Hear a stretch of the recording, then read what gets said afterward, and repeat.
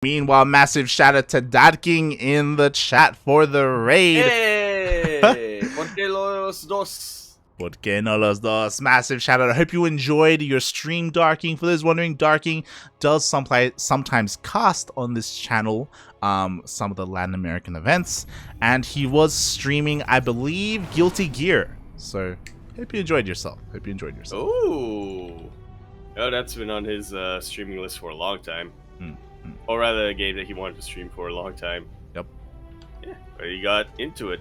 As we kick off our semifinals here on Curious Minds LE. We're in the bottom right-hand corner map, starting all the way in the bottom right-hand corner. We, of course, have our red Protoss player coming down from the land of Korea. He, of course, is going to be representing Dragon Phoenix Gaming. EPG, we have herO.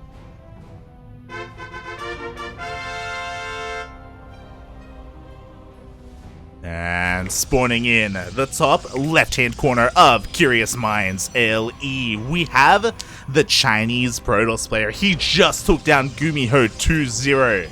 Representing Good Game Gaming, GGG, it is Cyan.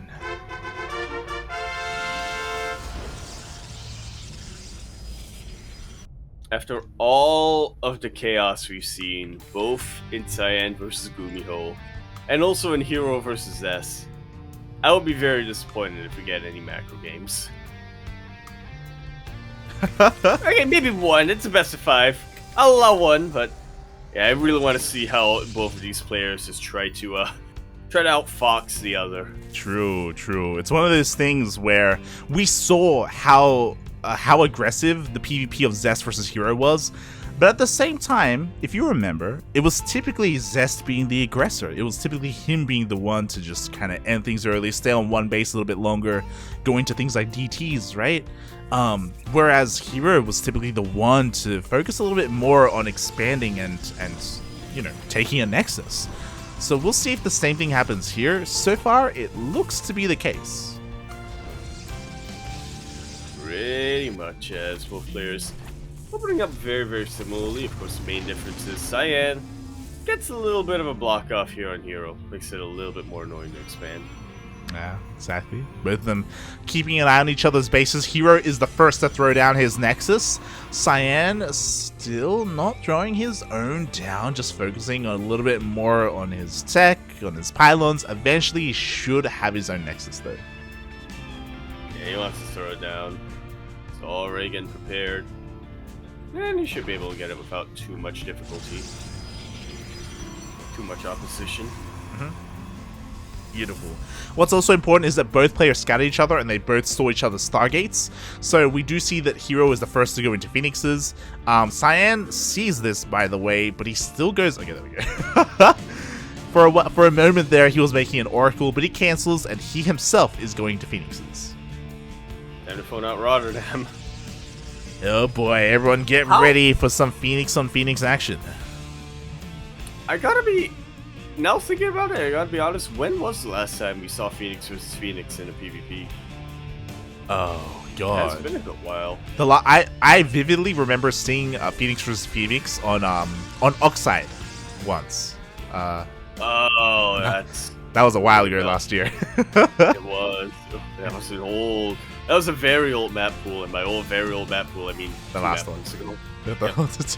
Yeah, actually the last one. Yeah. So I do remember that, but I think that was in the first half, or maybe even the first quarter of 2021. Meanwhile, herO overextends, and oh my god, he loses both of his Phoenixes. He loses both of his Phoenixes, and he doesn't get any damage across the map. Cyan has lost nothing so far. Yeah. Better control and stuck on the ground, helping out a ton. Yeah, a little bit of sloppy positioning there from herO, overextending and not having both of his Phoenixes together, so just one by one they were picked off, and now he's in a really rough position. Both players are going double Stargate Phoenix, by the way, but now Cyan has a pretty substantial lead here. Not the biggest lead, but in a mirror matchup, and in Phoenix versus Phoenix, like, every Phoenix counts. Is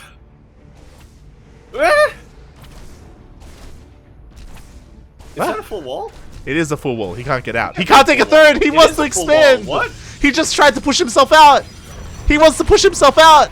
Oh no. Oh no. I was about to say, is this the lesser of two evils? herO. Do you want to kill the cyber instead of the gateway? Maybe, I guess, but it means he can't get +1 if he wants it. Oh god. herO. Ay ay ay. herO. Feels bad, man. And now Cyan is setting himself up, and herO can't lay siege upon this ground army. With the death of the Cybercore, he wouldn't be able to make any Stalkers as well to support his Phoenixes. He's just kind of stuck. And Cyan is well aware of that fact. He brings along a probe. Yeah. So he starts throwing down a couple of shield batteries. He wants to keep herO contained for as long as possible. Yeah, and I don't know if this is the wisest choice from herO. He's going literally mass Phoenix, like mono battle Phoenix. He's getting Phoenix range as well. Nice, commit. Yeah, meanwhile Cyan is pushing out with not just Phoenixes but also Stalkers on the ground to help support and all these shield batteries. We'll see if this is going to work out for herO. Well, it is going to take quite some time before Aeon Pulse Crystals finishes up here for herO. In the meantime, Cyan just dumps out as many shield batteries as he can. Yeah. Please. That's going to be a lot of shield batteries he's warping in the face of herO as well. A couple more Stalkers. They're also coming, or again, he's actually setting himself up to expand behind this. If need be. Yeah, I'm sure Cyan would like to end the game more than anything else right now, but yeah, he is. Just keeping his options open. Aeon Pulse Crystal has finished up though. Oh. And I feel like I kind of like this from herO, so he True. can't make any Stalkers right now to support his Phoenixes, but he can make Zealots, which are a lot tankier and will distract the Stalkers a lot better, I think. God, the Stalkers are getting a lot of free shots off. The power of the shield batteries is pretty intense as well. herO's trying to take the fight to him, and I mean, he does have the superior Phoenix numbers. Actually, even. Does. Okay, they're actually even. But he has a defensive advantage, and True. your shield batteries are just about out of energy. They are. You're not wrong. There's only 2 shield batteries left. And again, with that additional range, like, he can out-micro the Phoenixes at least. It's just so difficult to fight Phoenixes and Stalkers as well. That's why he needs a couple more Zealots to be able to distract all those Stalkers. But as he warps in, the shield batteries are starting to run out of it, or starting to regain their energy. He is getting a Void Ray right now for a little bit of a siege unit, but we'll see how well he can pull that off. A lot of Phoenixes start to go down for Cyan. True. Well, every single Phoenix is about to fall here. The Stalkers are getting distracted by all these Zealots, so the Stalkers cannot support the air, and just like that, Wow. GG gets called. I don't know why we were worried, like. I was so worried. It was all planned. It was all planned. He got that wall intentional SimCity, intentional city planning here from herO. In the end, he's able to take it. Yeah? GG. I really... Go on. I just really love what he was doing with the completely vanilla Zealots. Mm-hmm. Right? Because you couldn't warp in any Cybercore units, and you normally think, well, you want to get more Stalkers, right? Because you want to deal with your opponent's Phoenixes better. Mm-hmm. Not in this case. Yeah, 100%. 100%. Like, those Zealots were so important. Like, if the Stalkers didn't have those Zealots to worry about, then they could just shoot up, essentially, and that would essentially mean that Cyan would have an anchor point for his anti-air, for his Phoenixes. Like, that fight would have gone so differently, but it really paid off the way that herO ended up rushing the Fleet Beacon for Phoenix range, and relying on those Zealots as well on the ground, and not panicking too much. Yeah, well done. Very well done. I have to wonder if Cyan maybe overcommitted a little bit too much to shield batteries there. Because I like that he was trying to contain herO on 2 bases for as long as possible, but maybe poking the bear a little. Anyway, we're going to be continuing our series now on 2000's Atmosphere. LE, we need a song for 2022 from Blink-182, but it'll come to us. It'll come to us. We'll decide on something from the 2000s that we'll use for 2000's Atmosphere throughout the year. That rhymed, and I didn't intend for it to rhyme, but I am a rap god, so.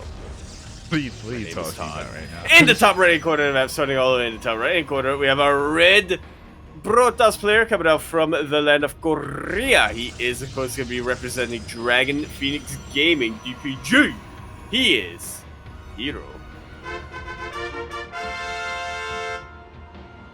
And spawning in the bottom left-hand corner of 2,000 Atmospheres LE, we have the Chinese Protoss player. He is blue, representing Good Game Gaming, GGG. Currently down in this series, but not out. It is Cyan.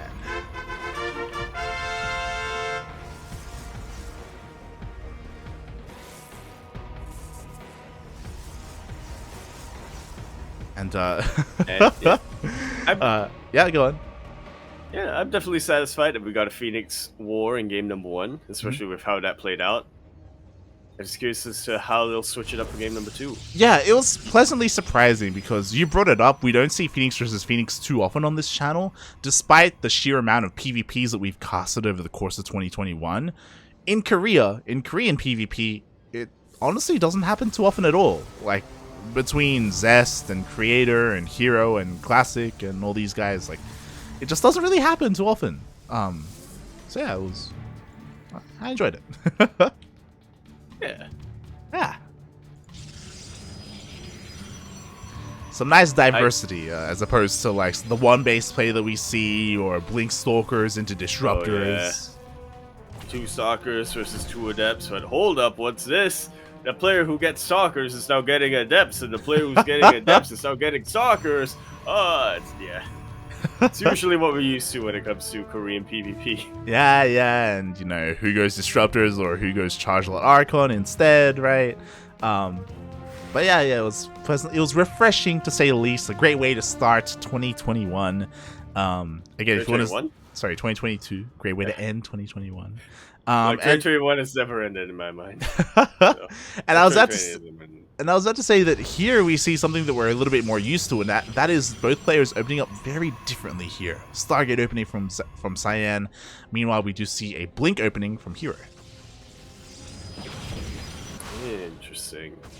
herO does scout. Hasn't scouted the Stargate yet, has he? Mm-hmm. Just quickly checking in, herO has seen said Stargate, so he should be getting in position to defend against those Oracles. At the moment, he is moving out with the Stalkers, so he's got to be careful, got to make sure that he does save a couple of Warpins to defend at home.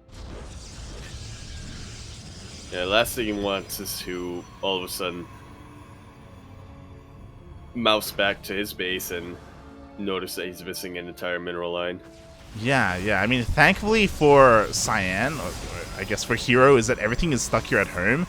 And a lot of this does come down to the fact that herO has yet to expand. He is still just one basing this with 3 Stargates. Like, here we go. We do see him just reinforcing across the map. Like, he is very committed. Shield batteries are on the way. What's important, the Nexus is on the way as well for that overcharge.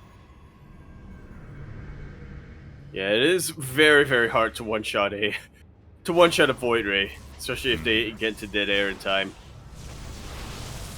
That's going to be the backbone of Cyan's defenses for quite some time. Yeah, and I was waiting for this. It took a really long time. Cyan finally sends this Oracle across the map. Like, you can punish like the one basing player so much because herO wants to be aggressive and warp in here across the map. There shouldn't be anything at home. Like, damage could have been dealt much earlier. Oh god, he gets on top of the Void Race! And one of them will go down. There are enough Stalkers to start 2-shotting them, but he doesn't want to tangle with that prismatic alignment. The Oracle is across the map, but it doesn't have a lot of energy on it. Yeah, like he wasted energy earlier as well. Like there was so much potential with this Oracle to backstab, but it's just not there. Meanwhile, we do see the Cyber Core going down. That means no more defensive Stalkers or Adepts available at all. The production is going to go down. Not just production, but also the Void Rays. Another Void Ray does pop out, but at this point, there may be enough energy on the shield battery. No, there is not. herO still has to be a little bit careful. Zealots are still very tanky, but at this point, He's pretty much got this in the bag. Yeah, He can continue to yeah. reinforce more and more and more, and he can just camp the production of Cyan. The production's gone. That gateway was the only gateway. Yeah. We only have a single Stargate left. Meanwhile, the Oracle finally goes in, but with a stasis instead, and it already gets wasted, and there's just nothing here. Oh. Boy survives. Yeah. Not for much longer. It's He's already, just waiting for Blink right now. Oh my god, the Void. Cooldown. Yeah, Void Ray just barely surviving there. The Stargate is going to get picked up. GG gets called, and herO does take game number 2. Very quick one, too. I'm hoping this isn't going to be a one-sided series, like. I was prepared for a one-sided series. Oh god. herO has looked very convincing in the first 2 games so far. Mm-hmm. Yeah, unfortunately, we didn't see any additional gateways thrown down. There was a, it's difficult. So Cyan could have made a choice there.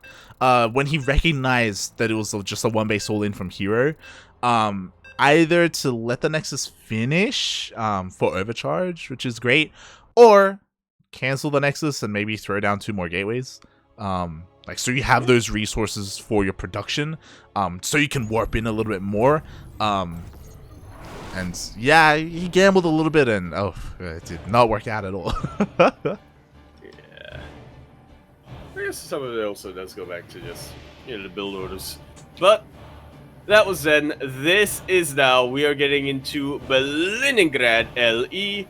We're in the bottom right-hand corner map, starting all the way in the bottom right-hand corner. We, of course, have our red Protoss player coming down from the land of Korea. He only needs 1 more map win. Un momento, por favor. To go all the way to the grand finals. He is going to be representing Dragon Phoenix Gaming DPG. We have herO. And spawning in the top left-hand corner of Leningrad LE, we have the Chinese Protoss player. He is blue. This man just took down Gumiho. He may be down in this series, but he's not out. Not yet. Representing Good Game Gaming, it is Cyan.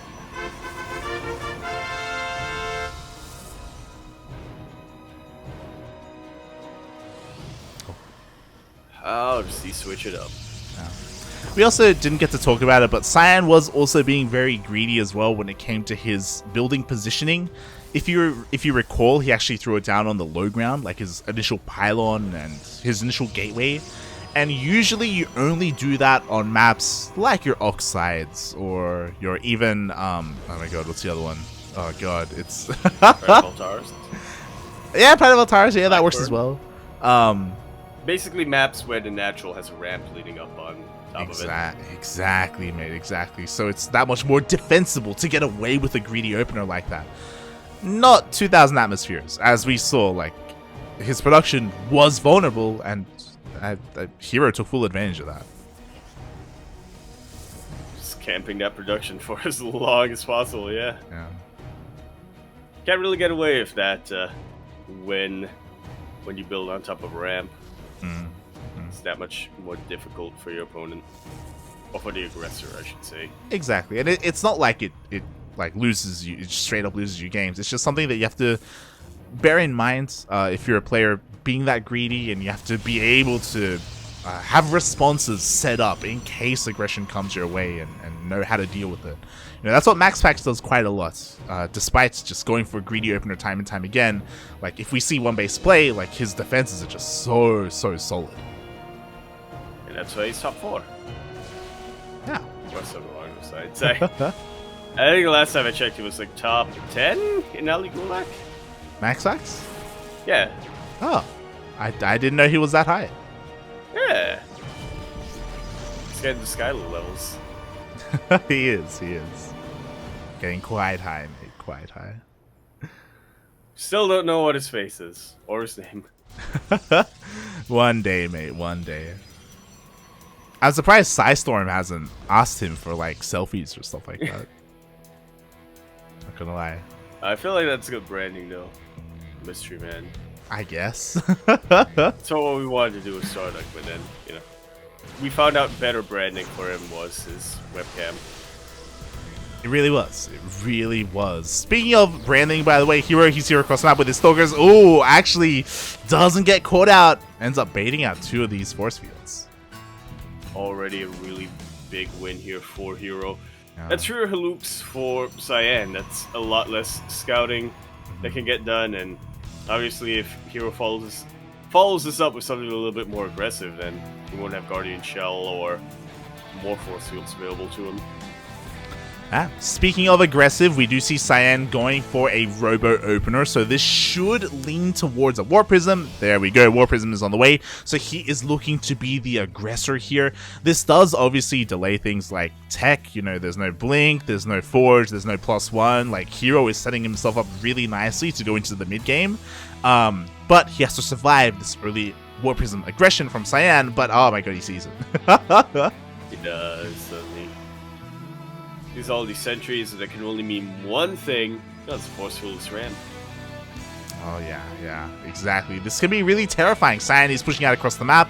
herO should recognize what's coming his way, especially with that early robo, so he should be setting up his defenses. I'm talking about pylons, shield batteries, and keeping an eye out for this War Prism. As you mentioned, the potential is always there for this War Prism to try and get into the main. First, Cyan has to sort of test the waters, so to speak. Get a little bit of an idea of what opening is. No! No! Too close! And the War Prism gets sniped just like that. How does that happen? He didn't even need Blink. Not like this. Not like this. Cyan, ¿por qué? We see the follow-up scout and confirms the Twilight Council, confirms that there is no Dark Shrine. That's what you have to be worried about if you're herO. Like, oh my god, I just did so much. My my opponent is probably gonna be desperate. But herO be desperate right now. Yeah. Oh god. I know, that is pretty much the one way for Cyan to turn this game around, because herO has 0 detection at the moment. True. Robo's just now about to finish up. herO, he's across the map. He has Blink. +1 is still on the way. Still needs a little bit more time for that. But yo, he can go straight into the main. Yeah, that's a high ground vision. He takes out this pylon. That's half of the production taken out immediately for Cyan. Blink is about to come off cooldown, and just like that, he blinks away. Cyan heavily supply blocked. Oh, nice moves here from herO. He can always blink back into the main base. Now, +1 is done for these Stalkers, so he can deal that much more damage. Once again, he's gonna get another pylon. That was a kill and not a cancel. Even able to get a free Stalker for his troubles. Yeah. He's just pulling Cyan apart. Meanwhile, Cyan has very limited vision out on the map, so he doesn't know where the army is right now. He doesn't know that it's rotating around towards his natural, not towards his main. Behind this, herO, he's getting his third base up and running. We got +2 on the way. We got charge. He's just rounding out his army and has detection. Oh my god, he just blinks forward and picks off even more. May as well. And blinks away. Once again, kind of herO's specialty here. Yeah. Blink Stalkers. Well, that and Phoenixes. True. Stalkers were what he was known for back in the day. I also wanted to bring this up earlier, but someone in the chat was asking, hey, is this ex-CJ Enter's herO? Yes, this is now ex-military herO, as he is back from his military service. And this man has seen some things. Oh god! I was about to say, don't lose the War Prism. Not again, papi. Oh god. Yeah, thankfully this time he was watching his rally a little bit more. But it's still a very tough ask to try to push up this ramp, especially now that herO has already finished charge. He has the Immortals out. +2 is about to finish for him as well. It's really hard to see Cyan break into any of these positions. Yeah, what I was about to say is that, force fields are the way to do this. Cyan has successfully cut up all of the Zealots, segmented them away from the army, so a nice trade here from Cyan, but now we have an Archon, and now herO is getting ready to just bust through all those force fields. Yeah, they're No sentries left right now for Cyan. Guardian Shield definitely helping out a ton. The table started to turn a little bit in hero's favor, but he still can't quite eke out the victory just yet. Yeah, I mean, he reset all the high-tech units, he sniped the War Prism as that fight was starting as well, which was insane, and now Cyan only has Stalkers remaining. He's trying desperately to rebuild that War Prism, but he only has a single robo producing, so that means that he won't have another Immortal anytime soon. He's just stuck with Pure Blink Stalker. Well, he's so all in at this point. He hasn't remade any of his probes. He's got something done, but gotta be honest, he's just not seeing it. Yeah, exactly. Like, you know, a move maybe trying to avoid the army, going to the natural, going to the main base. Maybe something like that can work, but not fighting head on. Not like this, as herO is pushing all the way back across the map. GG gets called, and herO takes it 3-0.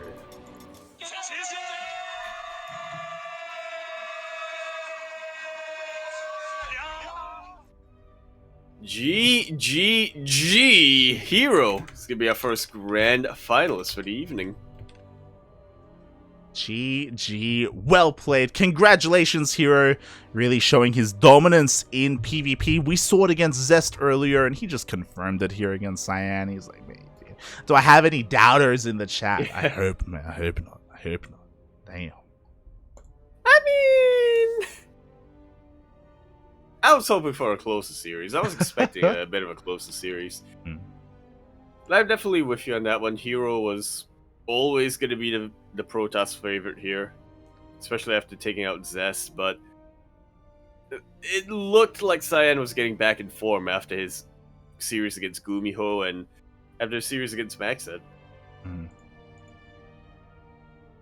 Yep, pretty much. Again, this is kind of what we expected. If you recall, or maybe I should reiterate for the people that are joining us now, herO has been improving steadily over the past couple of months, and he's looking very in form in certain matchups, but PvZ is still his weakest matchup, and that is why, like, if he goes up against, say, Bjorn in the finals, I want to favor herO, but if he goes up against Solar, then, it's going to be a little bit more difficult for him, and I want to favor Solar in that respect. But that's for the finals, and we still have another semis to go.